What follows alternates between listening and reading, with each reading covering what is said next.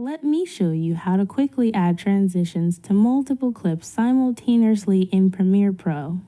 I've arranged several clips on my timeline and want to apply transitions to all of them together.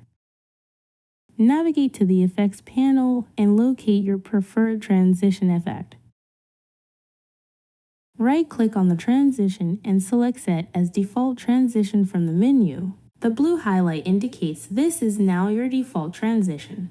Next, select all the clips on your timeline where you want to add transitions. Simply press Ctrl+D on your keyboard to apply the default video transition to every selected clip at once.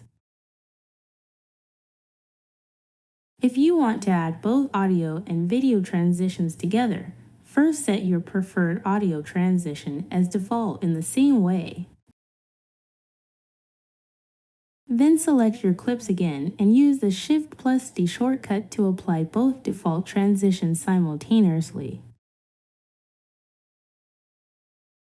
For applying only audio transitions to multiple audio clips, select your clips and use Ctrl+Shift+D.